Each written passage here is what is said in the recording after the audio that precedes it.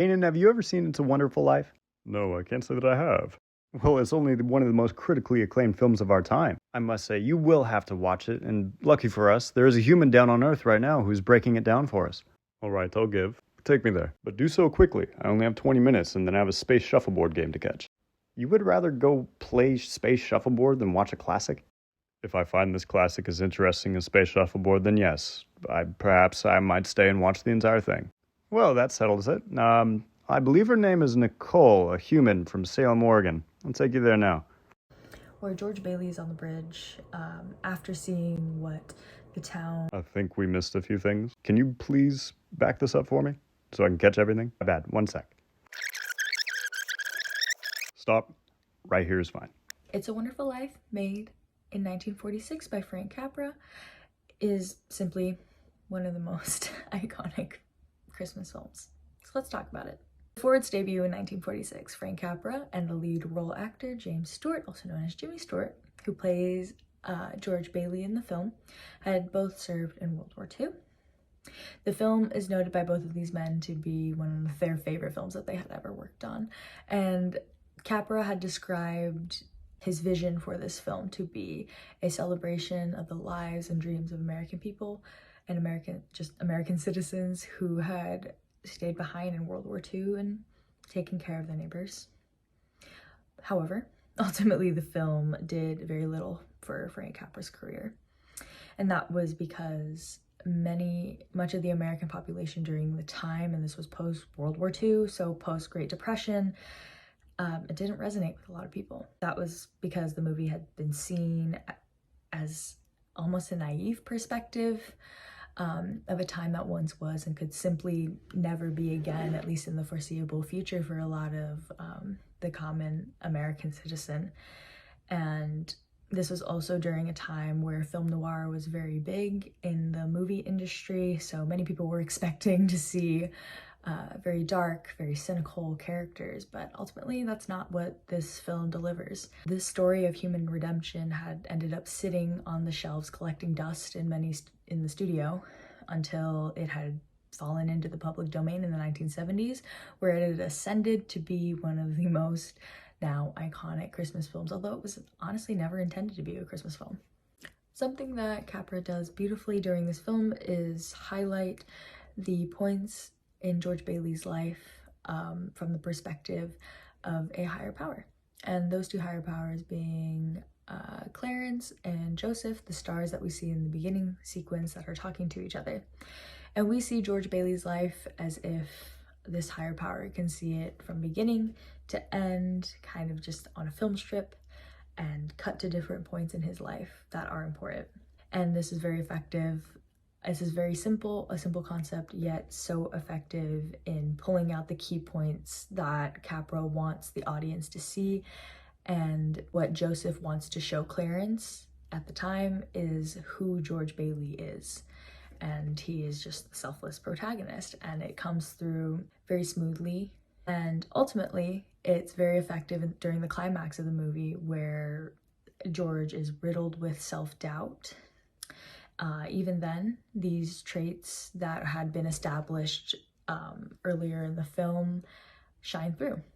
One of Capra's greatest strengths that really shines through in the film It's a Wonderful Life is how he gives a face to the concepts that embody the human experience.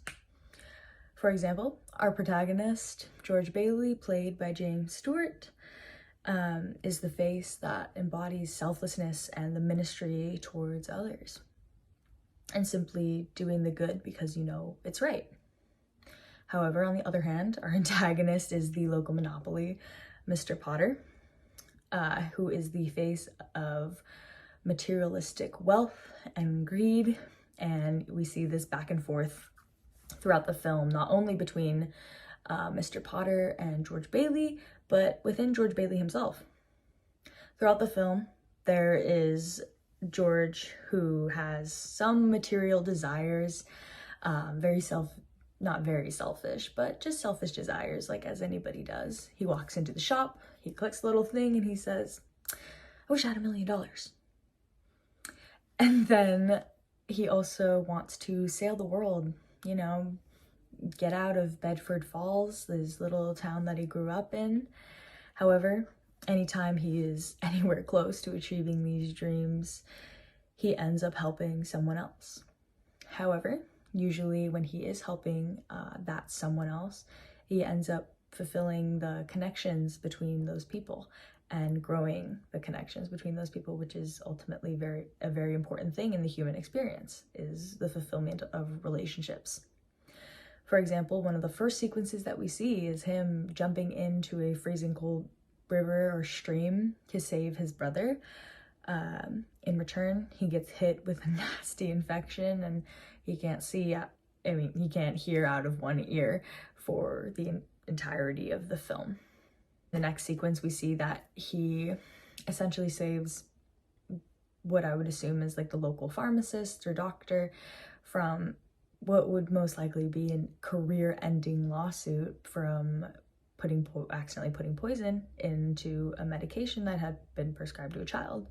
And George doesn't ever deliver it or ever fulfill that delivery, and that is because he wanted to help out his poor employer whose son had just passed.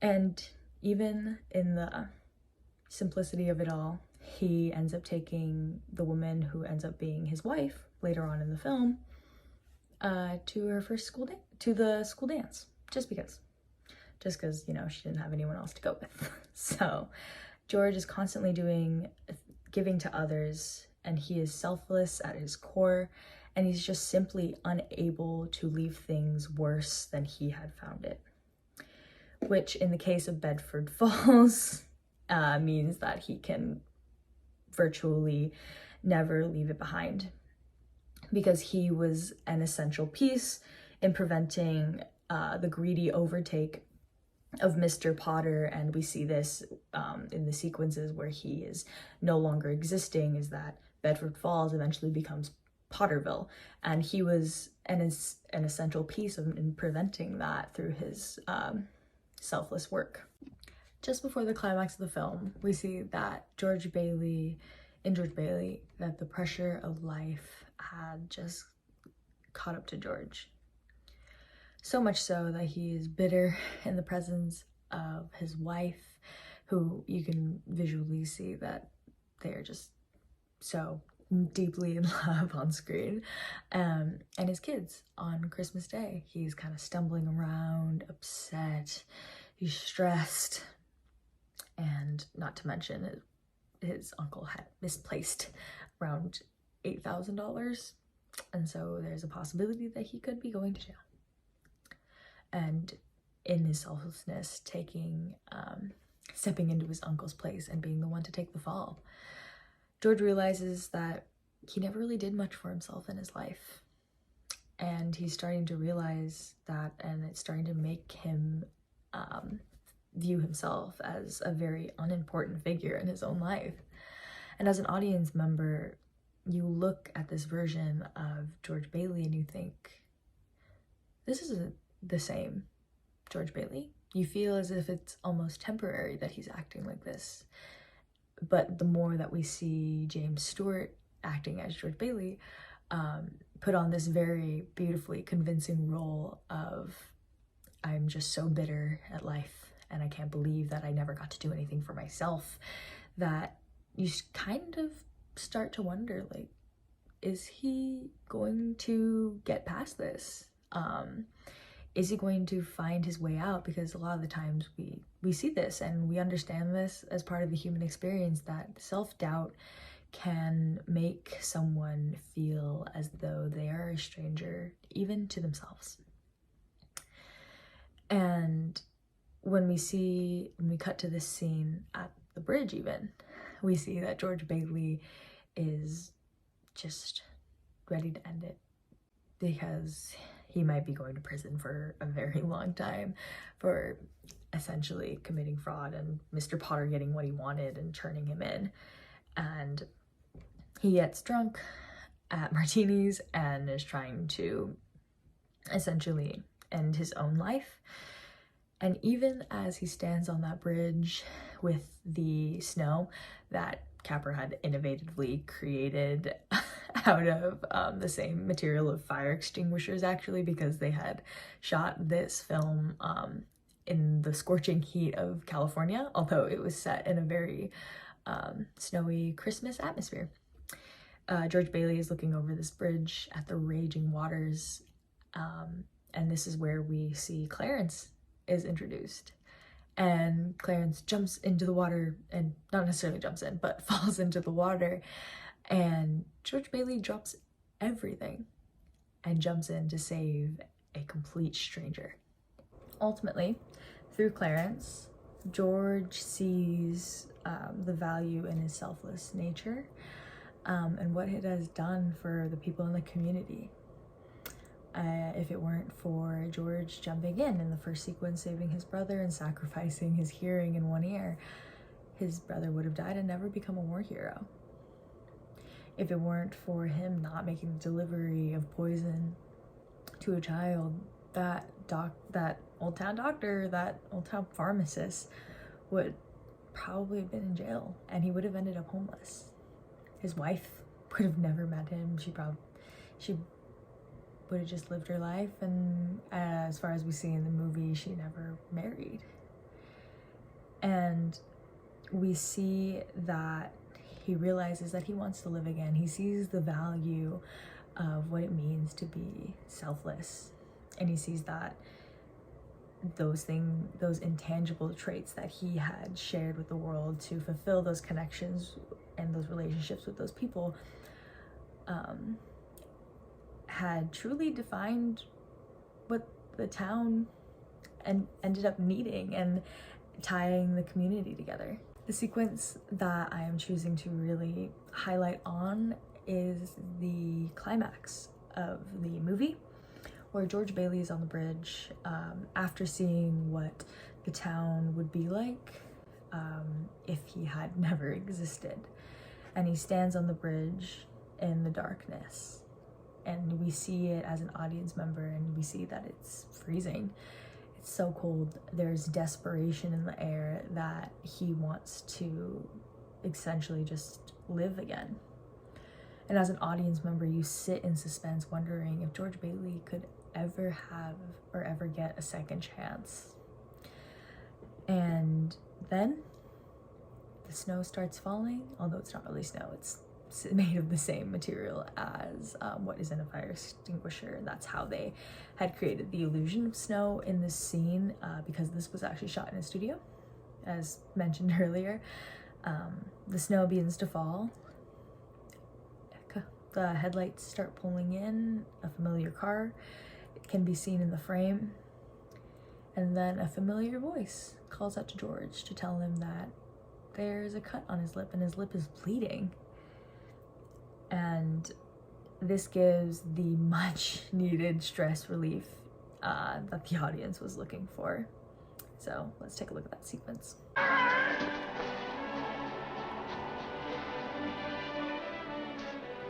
Clarence! Clarence! Help me, Clarence! Get me back! Get me back! I don't care what happens to me! Get me back to my wife and kids! Help me, Clarence, please! Please! I want to live again! I want to live again! I want to live again. Please, God, let me live again.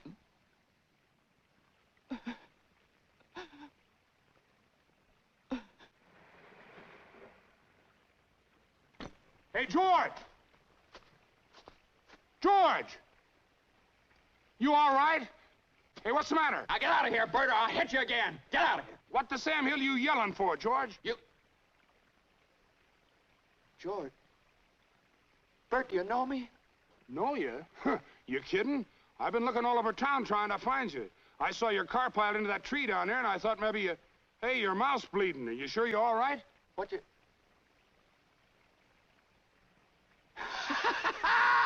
My mouth's bleeding, Bert! My mouth's bleeding! Zuzu's pedals. And this scene had really encompassed what this movie is all about, which is the story of human redemption.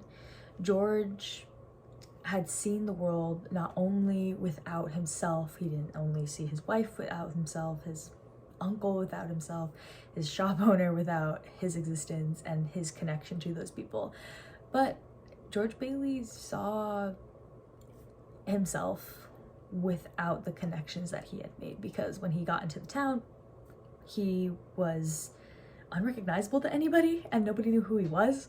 And he realized that those connections are just as important when they're reciprocated. And George now has the peace to embrace the role that God had given him, to be a vessel to minister to others and to be selfless. Although the appreciation for this film was delayed for its time, the message that it leaves behind is so simple yet so effective, and it is to do good for others, and the ministry to others will ultimately make you wealthy in the ways that matter. And we see this in George. He had always had the things that had made him wealthy, and that was fulfilled connections, relationships, built through his selfless nature. Some common critiques of this film would be that it's slow. However, it was made in 1946, and a lot of the sequences that are displayed usually last for, a scene might last for up to 5 minutes. And in this movie, they're so necessary to watching his life. Because of the way that it is formatted, because we are watching George Bailey's life, there's not many cuts to his face and then the room. It usually just stays in the room as if we were watching from an outsider's perspective, which I think is beautifully done. Ultimately, if you do have the patience to watch through the whole entire 2 hours and 10 minutes of this movie, it does have a beautiful, timeless message that makes it one of those movies that you can definitely watch every year, more than once. So, Kanan, what did you think? Did she do a good job breaking it down? Surely you know now that this is a must-watch, at least once. I agree. I'm definitely going to give it a watch. Capra seems to do a great job with the film. You do have a little bit more time before you have to go to that game you're talking about. After Nicole's analysis, I don't think I could go without watching this movie immediately. I'm happy to say that I've been convinced to sit down and watch it from the top. If you have the time, do you mind sitting down and watching it with me? It would be my pleasure. I best call the boys who are waiting on me at shuffleboard. I'm going to be a little late.